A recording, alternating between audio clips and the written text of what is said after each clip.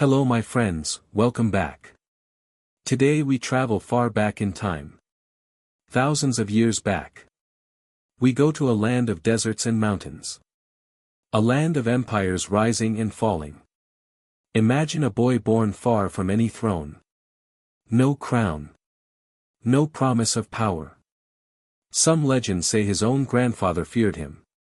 Some say he was left to die in the wild. Did he die? No, my friends. He lived. And he grew into something the world had never seen. Who was this boy? What did he become? His name was Cyrus. Cyrus the Great. Before we continue, take a second. Hit like. Hit subscribe. It helps this channel grow, my friends.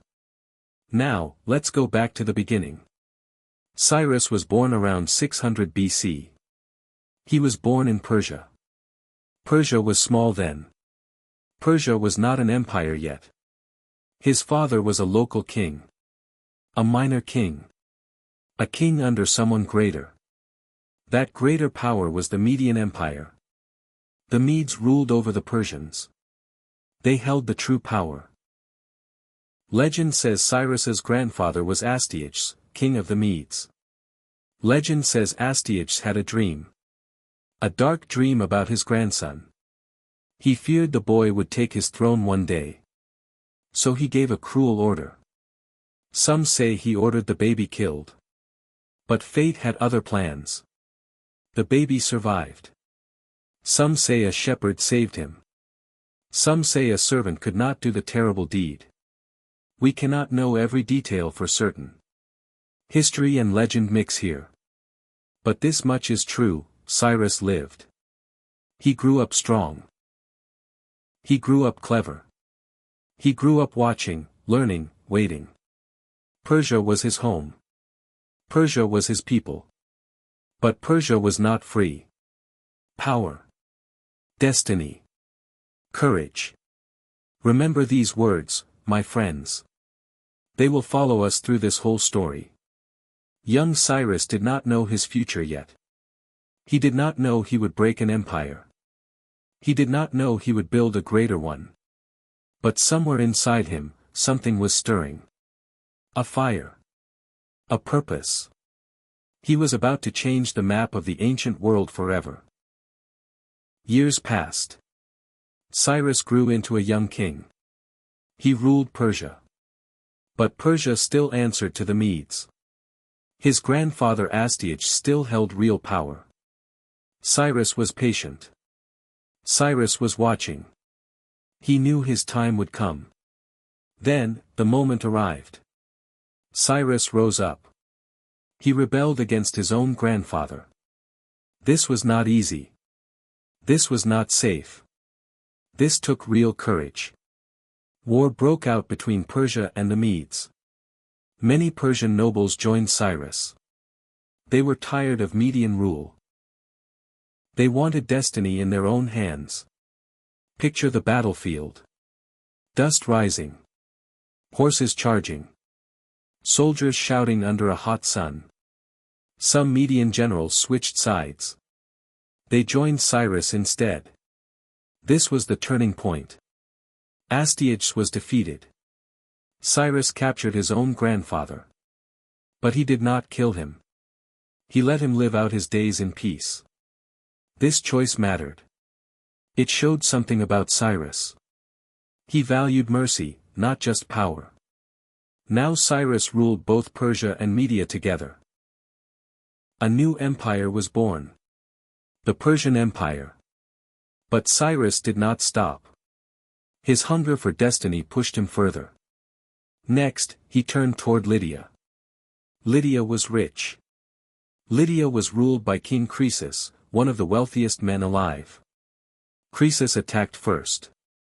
He thought he could crush this young king. He was wrong. Cyrus used clever tactics. He placed camels at the front of his army. Horses fear the smell of camels. Croesus's cavalry panicked and broke apart. Lydia fell. Croesus was captured. Some say Cyrus spared his life too. Mercy again, even in victory. Cyrus's empire grew larger and larger. City after city, kingdom after kingdom, joined under his rule. But one great prize remained. One city seemed impossible to take.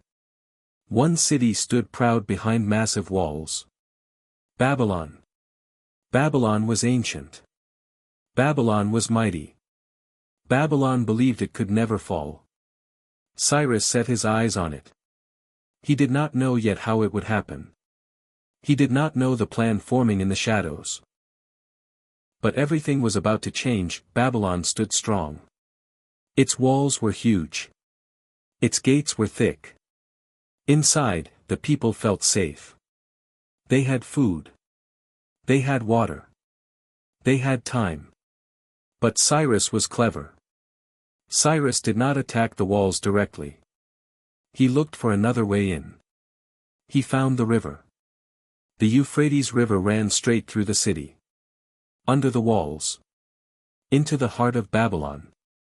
At night, Cyrus made his move. His soldiers diverted the river. The water level dropped. Now there was a path. A hidden path. Right under the walls. Persian soldiers moved through the riverbed. Quiet. Fast. Unseen. Inside the city, something else was happening. Some say the Babylonian king was careless that night. Some say the people were feasting, unaware of danger. The gates were not fully guarded. This was the weakness Cyrus needed. His soldiers entered the city. Silently at first. Then swiftly. By morning, Babylon had fallen. One of the greatest cities on earth.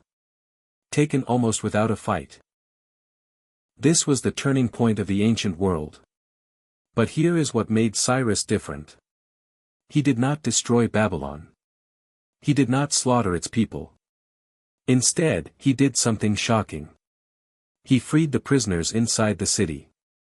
Including thousands of Jewish exiles held captive there. He let them return home. He let them rebuild their temple. Power without mercy is just conquest. Power with mercy becomes legend. Cyrus understood this.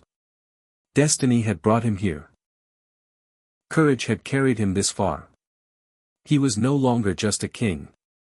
He was becoming something greater. A ruler of many peoples. A ruler of many faiths. A ruler remembered for justice, not just war. But even the greatest empires face limits. Even the greatest kings are not immortal. Cyrus continued expanding his empire for years. But his story would not end quietly. Some accounts say he died in battle, far from home, fighting fierce tribes beyond his borders. The man who built an empire from nothing. The man who showed mercy to his enemies. That man's journey was reaching its final chapter. Cyrus the Great died around 530 BC. Some say in battle. Some say from wounds after fighting in the east. His body was brought home. He was buried in Pasargadae, in Persia. His homeland. The place where his story began. His tomb still stands today. Simple. Strong. Just like the man himself. His empire did not die with him. His son continued the work. The Persian Empire grew even larger after his death. It became the largest empire the world had ever seen. Stretching from Egypt to India. But Cyrus's true legacy was not just land. It was not just conquest. He created something new. A way of ruling many peoples. Many religions. Many cultures. All under one empire, yet each allowed their own traditions. This was rare in the ancient world. This was almost unheard of. Historians still study his methods today. Some call him the first true global ruler. Some call him a model for leadership itself. Even centuries later, his name carried weight. Alexander the Great admired him. Visited his tomb. Respected his legacy. Power. Destiny. Courage. These words followed Cyrus his whole life. He was born with none of them guaranteed. He built all of them through choice. And this, my friends, is the lesson for us. You may not start with power. You may not start with advantage. But like Cyrus, you can choose courage. You can choose patience. You can choose mercy, even in victory. Destiny is not always given. Sometimes, it is built. Step by step.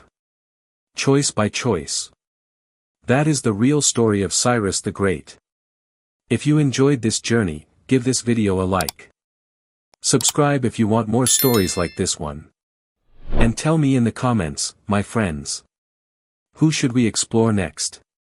Until next time, my friends. Stay curious. Stay strong.